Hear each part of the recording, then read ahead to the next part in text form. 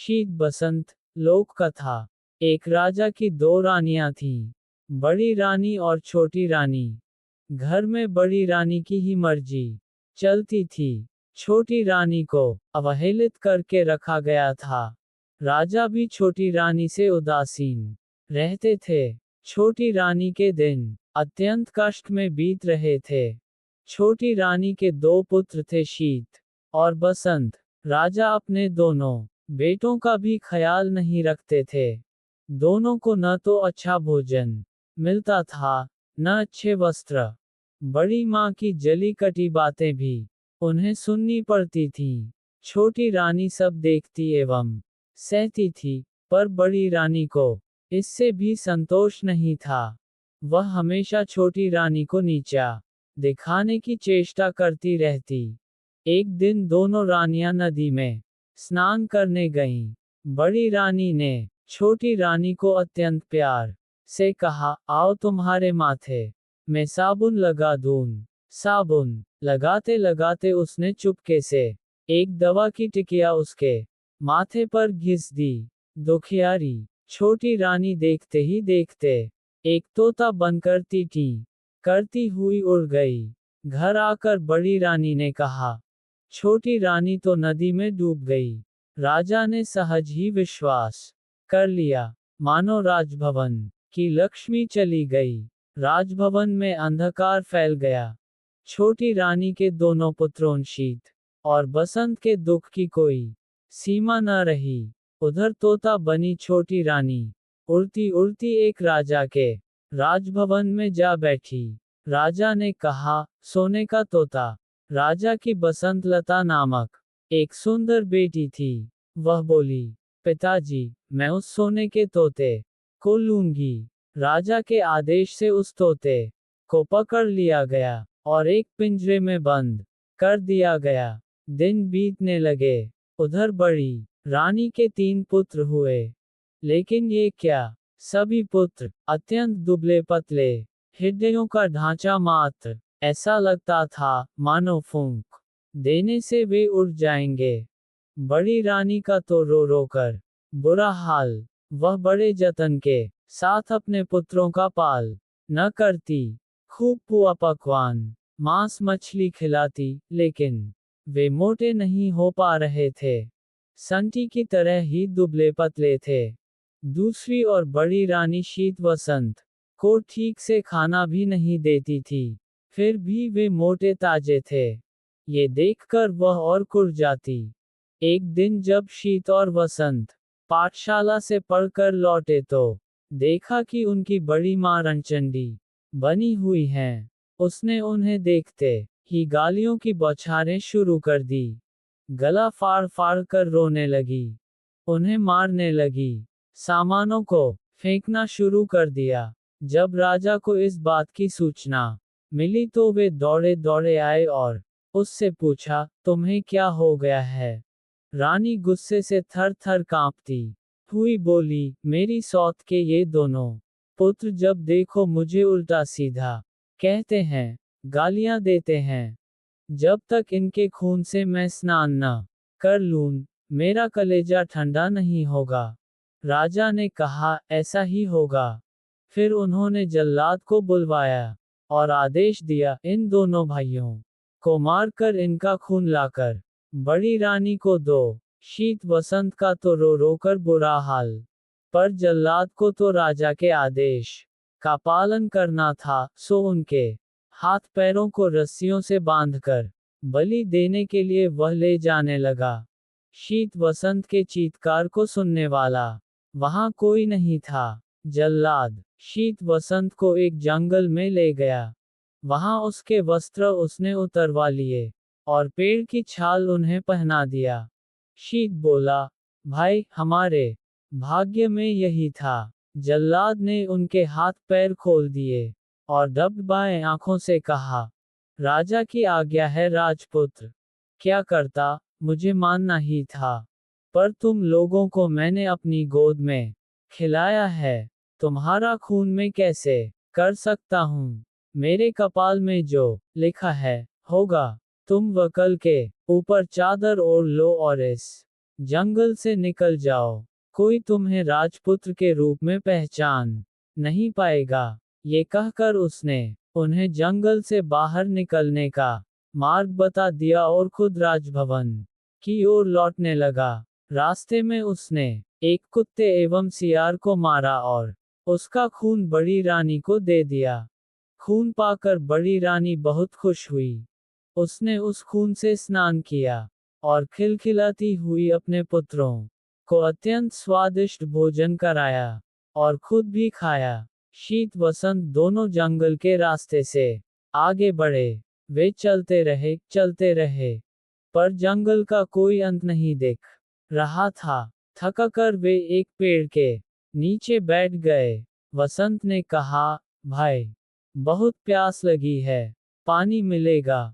शीत बोला, हम लोग इतनी दूर तक चलकर आए हैं, पर पानी तो कहीं नहीं दिखा, परंतु प्यास के कारण मेरी तो बहुत बुरी हालत हो गई है। बसंत बोला, ठीक है, तुम यहीं प्रतीक्षा करो, मैं देखता हूँ कि आसपास कहीं पानी है या नहीं। शीत ने कहा। शीत पानी की तलाश में चला। एक जगह उसे एक तालाब दिखाई दिया। समस्या थी कि पानी लेकर जाए कैसे। उसे अपनी चादर का ख्याल आया। अगर चादर को पानी में अच्छी तरह भिगो कर ले जाया जाए, तो वसंत की प्यास मिट सकती है। ये सोचकर वह तालाब में उतरा। जिस राज्य की सीमा के अंतर्गत वह तालाब था, उस राज्य के राजा का अचानक देहांत हो गया। राजा की कोई संतान नहीं थी। समस्या उत्पन्न हुई कि राज सिंहासन पर कौन बैठेगा। सिंहासन को तो खाली नहीं रखा जा सकता है। इस पर काफी विमर्श हुआ। अंत में मंत्रियों एवं प्रजा ने मिलकर तय किया कि जिस व्यक्ति के माथे पर राजतिलक होगा, उसे ही सिंहासन पर बैठाया जाएगा। योजनानुसार एक सफेद हाथी की पीठ पर सिंहासन बांधकर हाथी को छोड़ दिया गया। वह हाथी माथे पर राजतिलक वाले व्यक्ति की खोज में निकल पड़ा। इस क्रम में वह उस तालाब के पास पहुंचा, जहां शीत अपनी चादर को पानी में भिगो रहा था। शीत के माथे पर राजतिलक देखते ही सफेद हाथी ने उसे अपनी सूंड से पकड़ा और सिंहासन पर बैठा दिया। शीत, बसंत, बसंत पुकारने लगा, पर सब बेकार। सफेद हाथी शीत को लेकर तेजी से नगर की ओर चल पड़ा।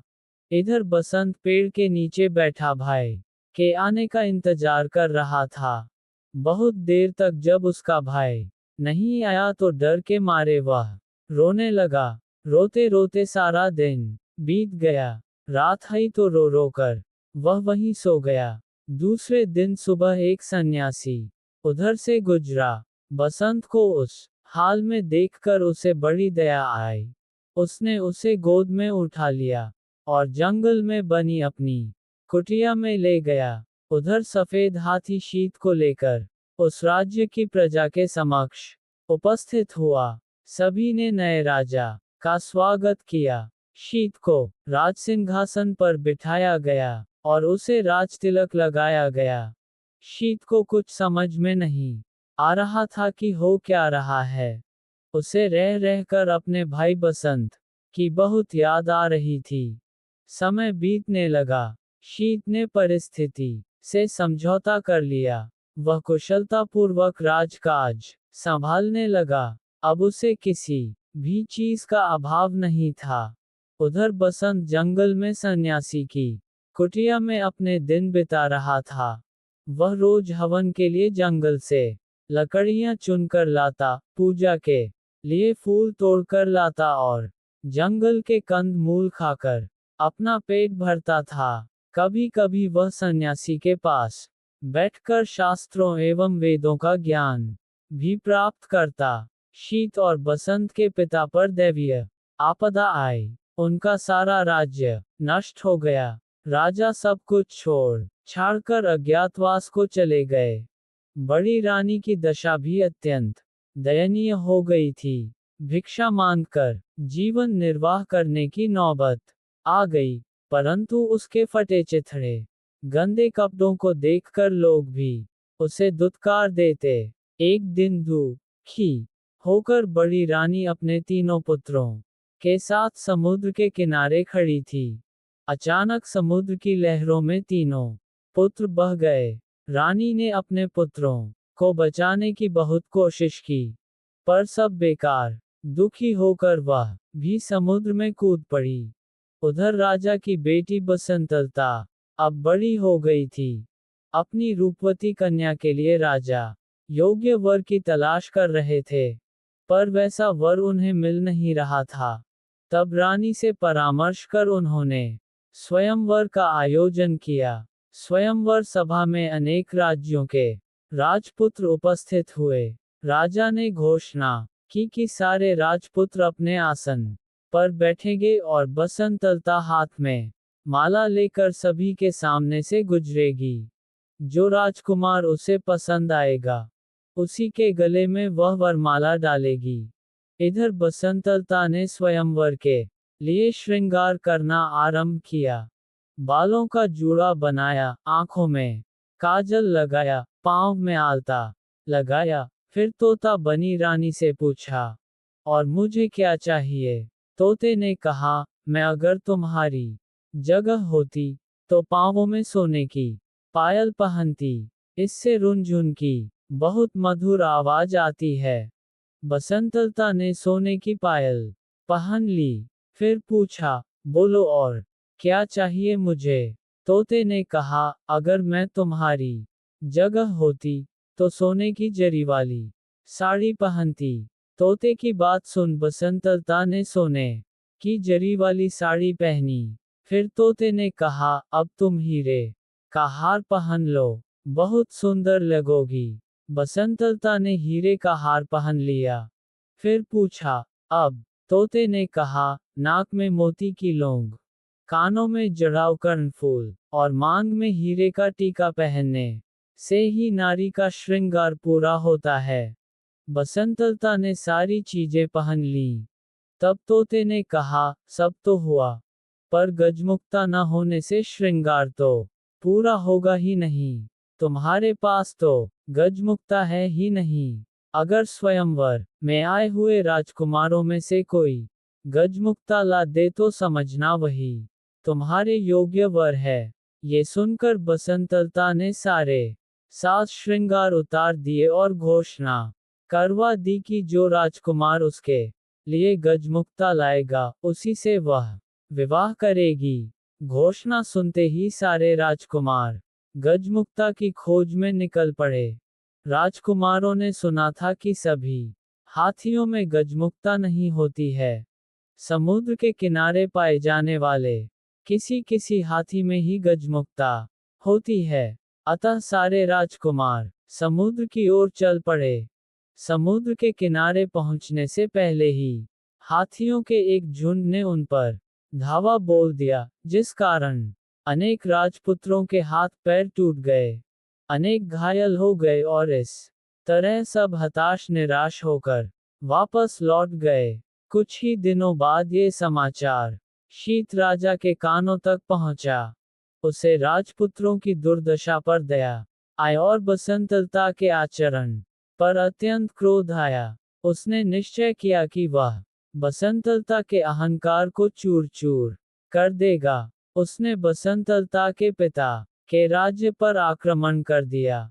बसंतलता के पिता की पराजय हुई। शीत राजा ने बसंतलता को बंदी बना लिया। उधर बसंत सन्यासी की कुटिया में दिन बिता रहा था। सारा दिन इधर उधर घूमता रहता। उसकी कुटिया के पास एक विशाल बरगद का पेड़ था। उसमें एक गुल और एक बुलबुल रहती थी। एक दिन दुखी होकर बसंत उसी पेड़ के नीचे बैठा था। तब उसने उस गुल और बुलबुल को बातचीत करते हुए सुना। गुल ने स्वयंवर की सारी घटनाएं बुलबुल को सुनाई। फिर बोला, कौन जानता है कि इसका क्या परिणाम होगा? बुलबुल ने कहा, क्षीर सागर के किनारे एक दूध पहाड़ है। दूध पहाड़ से क्षीर सागर में दूध गिरता है। उस क्षीर सागर में एक स्वर्ण कमल खिला हुआ है। उस स्वर्ण कमल में एक हाथी रहता है। उसी के सिर में गजमुक्ता है। गुल ने पूछा, लेकिन वहां पहुंचेगा कौन? बुलबुल ने कहा, कोई साहसी राजपुत्र ही वहां पहुंच पाएगा।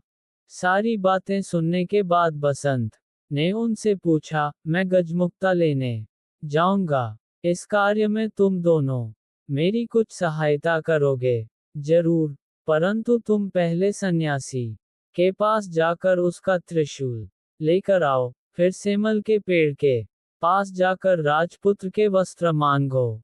सारी चीजों की प्राप्ति तुम्हें हो जाएगी। गुल और बुलबुल ने उससे कहा। बसंत ने सन्यासी से त्रिशूल लिया, सेमल के पेड़ से राजवस्त्र प्राप्त किए और उन्हें पहनकर समुद्र की ओर चल पड़ा। क्षीर सागर पहुंचकर उसने देखा कि स्वर्ण कमल के बीच दूध की तरह सफेद एक हाथी के सिर पर गजमुक्ता है। गजमुक्ता की रोशनी से चारों ओर उजाला फैला हुआ है। बसंत उस सफेद हाथी की पीठ पर कूदा। जैसे ही उसने सफेद हाथी के सिर पर त्रिशूल को रखा, वैसे ही सागर, स्वर्ण कमल, सफेद हाथी सब गायब हो गए।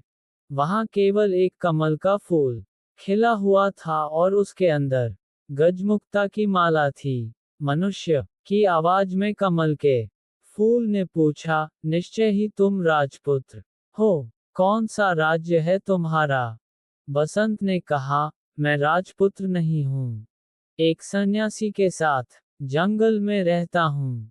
ठीक है, तुम गजमुक्ता को अपने सिर पर और मुझे अपने हृदय में रखो। बसंतलता के साथ तुम्हारा ही विवाह होगा और तुम्हारा जीवन सुख से बीतेगा। बसंत क्षीरसागर के बालू पर चलता हुआ वापस लौटने लगा। तभी उसे कुछ आवाजें सुनाई पड़ी। हम लोगों को भी साथ ले चलो भाई। वह भौचक्का होकर चारों ओर देखने लगा। उसे आसपास कोई भी नहीं दिखा। वह आगे बढ़ा, तो फिर वैसी ही आवाजें आईं। उसने गौर से बालू को देखा तो उसे लगा कि उसके पैर के पास बालू के अंदर से आवाजें आ रही हैं। उसने त्रिशूल से वहां का बालू हटाया तो देखा कि वहां 3 सोने की मछलियां थीं। वह उन्हें अपने साथ लेकर चल पड़ा। इधर शीत राजा शिकार खेलने निकला था। एक दिन सारा दिन भटकने के बाद भी उसके हाथ एक भी शिकार न लगा। थककर वह एक पेड़ के नीचे बैठ गया। अचानक उसे याद आया कि वह अपने भाई बसंत को इसी पेड़ के नीचे छोड़कर पानी लाने गया था और फिर एक हाथी उसे एक राज्य में ले गया था। फिर वह कभी इस जगह लौटकर नहीं आ सका था। बसंत का क्या हुआ? वह कहाँ गया होगा? क्या वह जीवित होगा? ये सोचकर वह रो पड़ा। अपने राजभवन में लौटने के बाद भी वह केवल बसंत के बारे में सोचता रहता। बसंत गजमुक्ता लेकर बसंतलता के राज्य में गया तो वहां उसे पता चला कि शीत राजा बसंतलता को बंदी बनाकर अपने राज्य में ले गया है। बसंत सीधा शीत राजा के राजभवन में पहुंचा।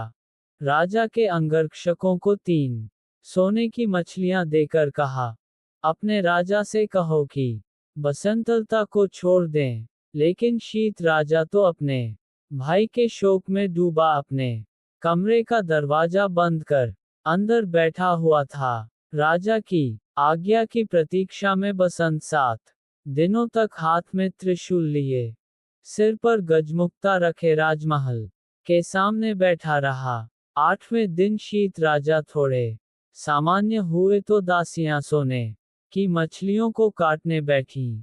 लेकिन आश्चर्य, मछलियां बोल उठीं, हमें न काटो, हम राजा के भाई हैं। अंगरक्षकों ने जब शीत राजा को बसंत की बात बताई तो वे स्वयं राजभवन से बाहर आए।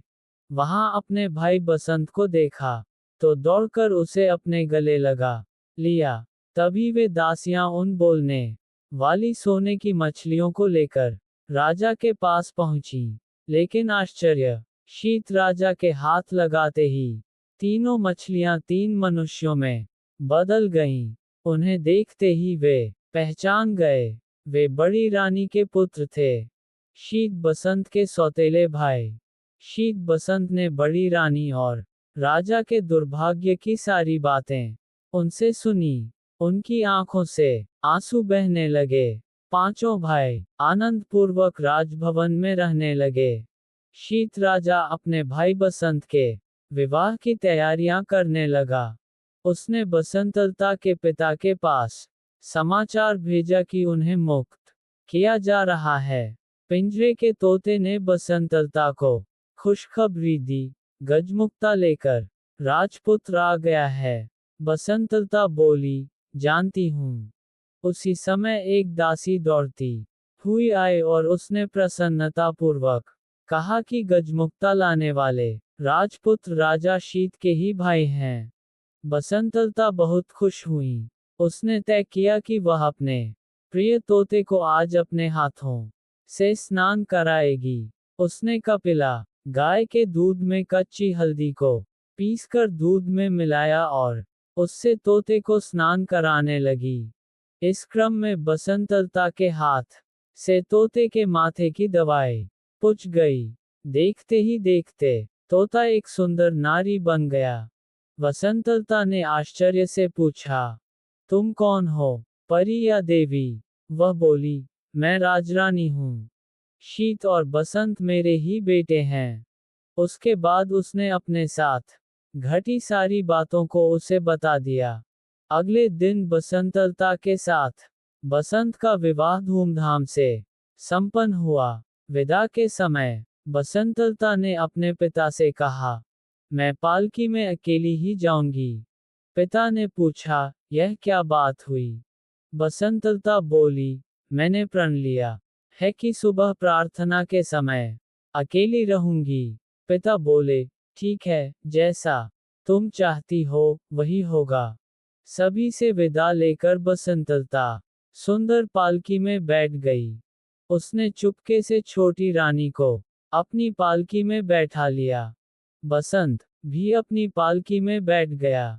शीत राजा के महल के पास जब पालकी रुकी, तब उससे बसंतलता के अलावा एक अपूर्व सुंदरी नारी भी उतरी। सब उससे आश्चर्यचकित होकर देख रहे थे। उसने पालकी से उतरते ही पूछा, कहाँ है मेरे शीत बसंत?